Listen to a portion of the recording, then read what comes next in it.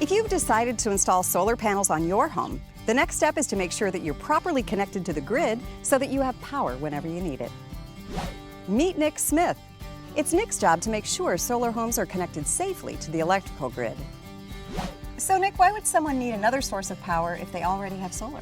Well, the sun's not going to shine 24/7, so especially at night, when you have clouds roll through and things of that nature, you're definitely going to need another source of power if you want to keep the lights on. Well, let's talk a little bit about storage. Can people just use battery storage?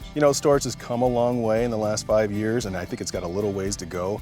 Right now, it's just not really cost effective here in the Midwest to be able to combine that solar with storage. Some customers do it, but it's not the final answer. All right. Well, I think the thing we really want to talk about today and stress is why it's important to be properly connected to the grid. Absolutely. I mean, safety is key for any installation, and you're really turning your facility or your home into a mini generating station. So when you're doing that, you're creating electricity, you're putting it back onto the grid, and we have to make sure everyone's safe, whether it's someone from the utility, the homeowner, or a first responder. Safety has to be the #1 concern. Okay. Well, talk about what we're going to do today and why you need to switch this meter out. So what will happen next is the meter will get switched out to a bidirectional meter. Currently, the meters that are installed only regulate electricity coming one way. And once this is done, then any extra energy goes back onto the grid. That's correct. The sun will obviously shine, the PV system will generate electricity, and that customer will either use that electricity or that electricity will come back into the grid. So that excess electricity will be captured by the bidirectional meter channel. If the customer were to turn on this system without having a bidirectional meter, it would actually register it as consumption. So it's important to have that dual channel meter so the utility knows what excess electricity you put onto the grid, and then they can compensate you correctly for that excess electricity.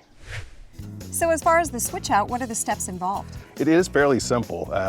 Really it's just a matter of having a meter technician come out, take out the current one, put in the new one, do some validation tests and make sure it's working properly, and away you go.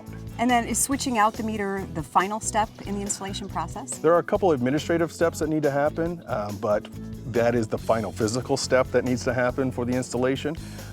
Once that is done, then the utility will then give the customer their permission to operate information, whether it's a letter or an email. But after that's done, then the customer can hit the switch and turn the system on.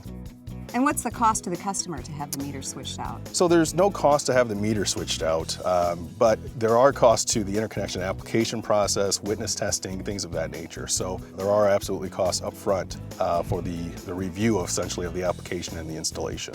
And then the customer is all set for solar. Ultimately, once the meter is exchanged, yeah, they're ready to go. Thanks a lot, Nick. For more information on how solar power works in conjunction with your power company, contact your local utility.